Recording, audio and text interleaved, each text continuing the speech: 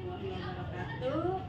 Saya Susilawati, saya CGP Angkatan 10 dari Kabupaten Pangandaran. Kali ini saya tidak sendiri ya, di sini telah ditemani oleh Bapak Ali Kuswoyo selaku pengajar praktik, dan juga ada Ibu Fitri sebagai guru yang akan diobservasi. Alhamdulillah ya, pada kesempatan kali ini bisa berjumpa bersama Bapak dan Ibu di sini ya, dan pada percakapan pasca observasi ya Bu. Kemarin kita telah melakukan beberapa kegiatan ya, dari awal pra observasi, dan untuk sekarang ini pasca observasi. Nah, tujuan diadakannya seperti kali ini untuk mengevaluasi ya Bu jalannya proses pembelajaran di kelas, supaya tahu dan juga menerapkan tindak lanjut yang akan Ibu lakukan.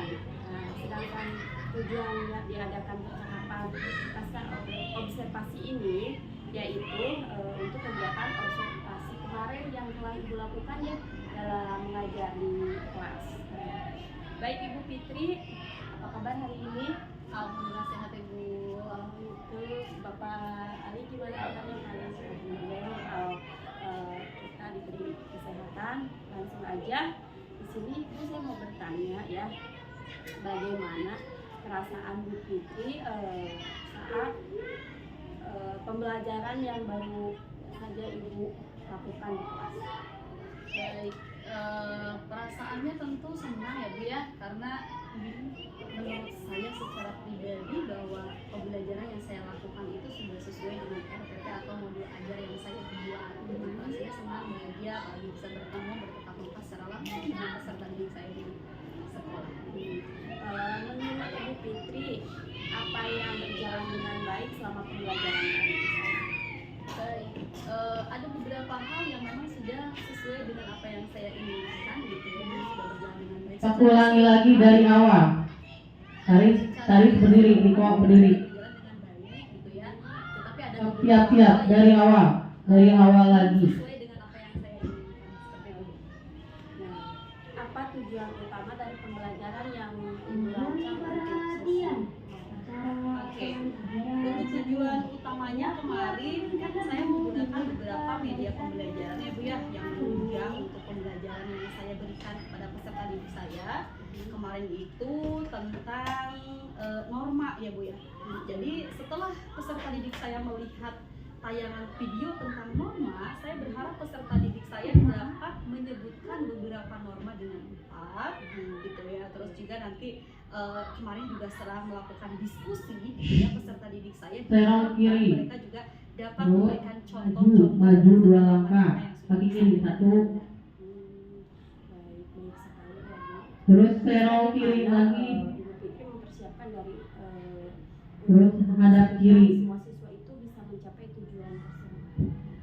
Baik, tentu di situ PR yang sangat harus dipikirkan adalah karena setiap karakteristik peserta didik itu berbeda ya Bu ya.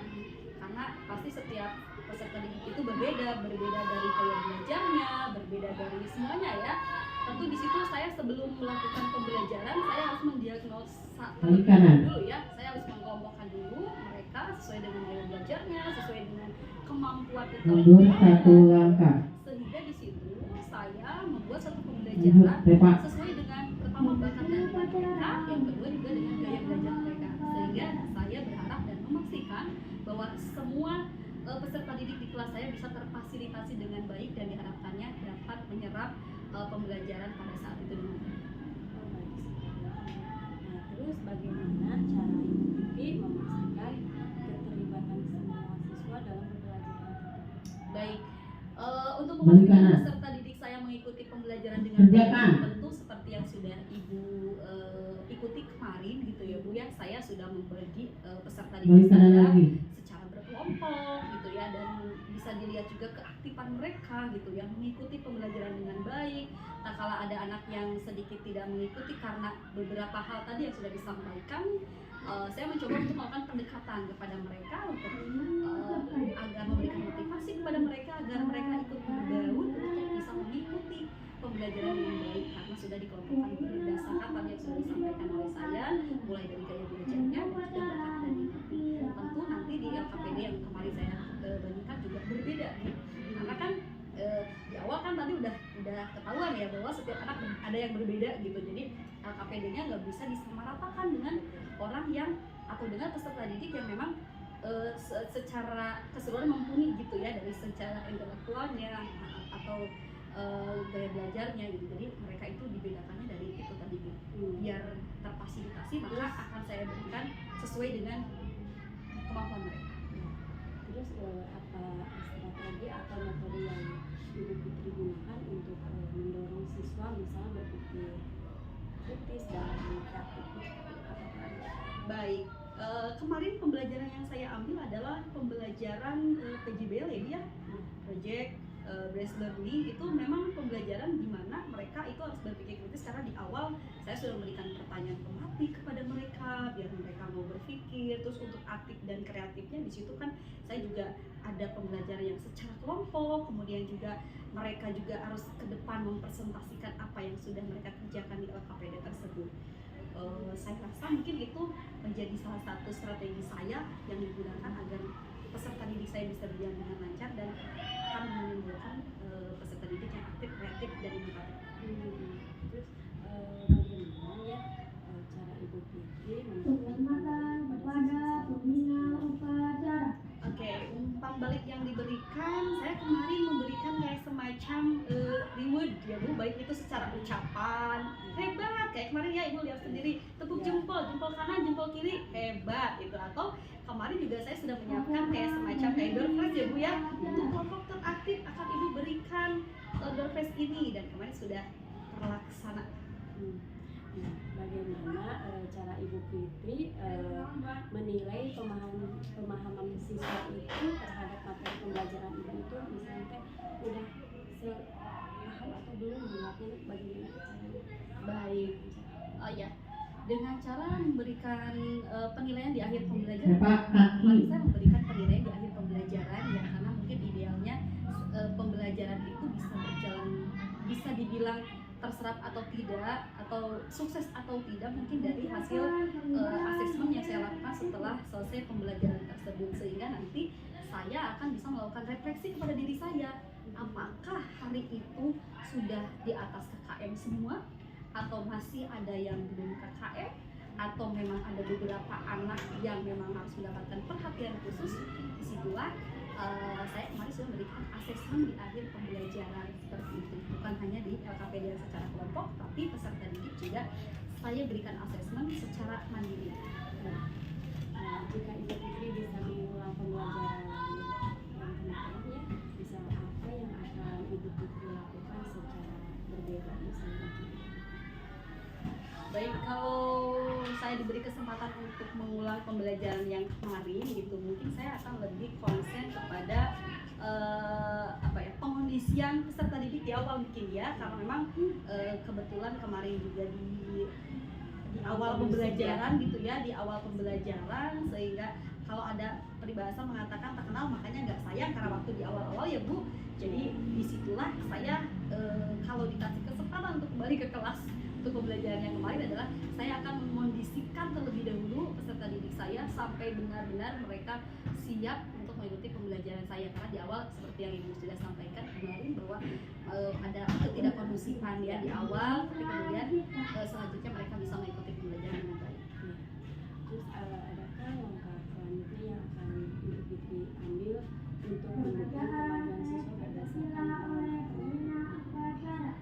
Baik, kalau untuk langkahnya akan saya ambil, karena memang di kelas saya ada diferensiasi, ada perbedaan tadi gitu ya Bu ya, ada yang memiliki secara kognitifnya berbeda, gaya belajarnya ada yang kinestik, ada yang audiovisual seperti itu. Mungkin ke depan saya akan lebih konsen lagi bagaimana saya mempersiapkan media pembelajaran yang dapat memfasilitasi mereka. Contohnya misalkan jelas kalau yang berbeda itu kan tidak bisa disamaratakan ya Bu ya dengan yang kemampuannya memang sudah bagus gitu ya.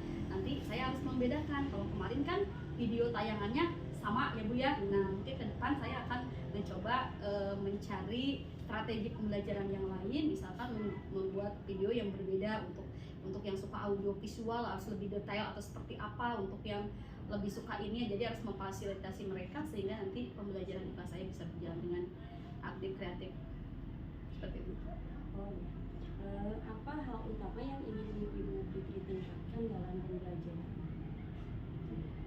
Baik, hal utama yang ingin ditingkatkan adalah mendisiplinkan peserta didik saya seperti tadi ya, karena tadi kan di awal seperti itu ya Bu. Mungkin karena biasanya saya ngajar sendiri, kemudian kemarin ada ibu gitu ya, jadi mungkin anak-anak ayah naon gitu kan, jadi agak seperti itu. Nah pasti saya akan membuat akan mendisiplinkan peserta didik saya, kemudian saya akan menitik beratkan pada kesepakatan kelas yang sudah diambil, yang sudah kita sepakati kemarin. Jadi lebih mengingatkan lagi, kalian sudah punya kesepakatan kelas nih, jadi tolong kesepakatan kelas yang sudah ditempel di dinding kelas kita, yuk kita sepakati sehingga nanti belajar itu secara kondusif gitu. Ini bagaimana Ibu Fitri merencanakan untuk mengembangkan keterampilan mengajar Ibu Fitri lebih lanjut?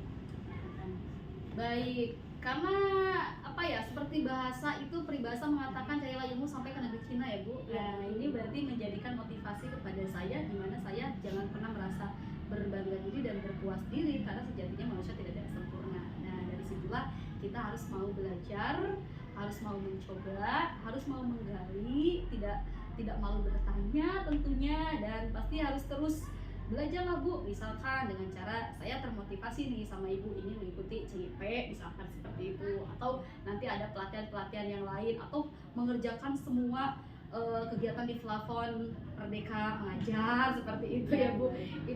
Itu yang menjadi target saya sih ke depannya, untuk bisa lebih mengupkan diri saya lagi, untuk meningkatkan kualitas saya agar saya bisa memberikan pelayanan terbaik dalam mengajar, mendidik, dan memfasilitasi peserta didik saya di sekolah ini.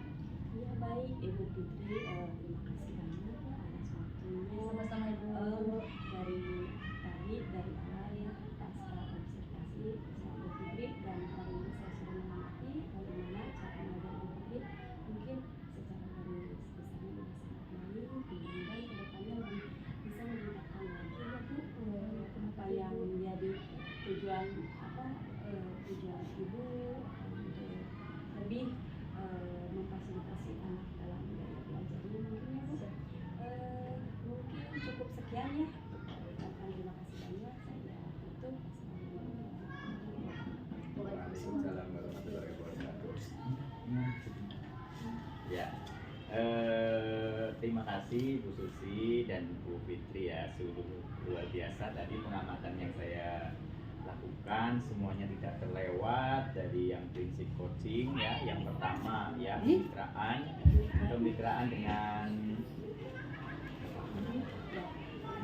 ya, tadi sudah percakapannya udah dua arah, sudah menyampaikan tujuan, dan saya rasa saya tidak melakukan observasi, tapi saya merasa anak pasti senang dengan pembelajaran yang diberikan, karena saya mendengar ceritanya saja saya senang.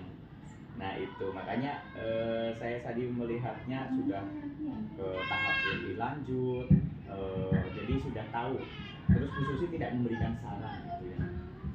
Karena prinsip coaching itu bukan kita memberikan solusi. Benar tadi tidak memberikan saran. Jadi cuma menanyakan, menggali ya, dan memang yang menyelesaikannya adalah Ibu Fitri sendiri. Itu saja sih yang tadi saya amati, sudah bagus, dan Bu Susi sudah layak ini untuk menjadi kepala sekolah kayaknya. Sudah bisa, prinsip coachingnya sudah berhasil. Ya itu saja. Ibu, terima kasih banyak Bapak atas kesempatan berkunjung ke sekolah. Itu aja. Ibu, terima kasih. Ya, sama-sama Ibu.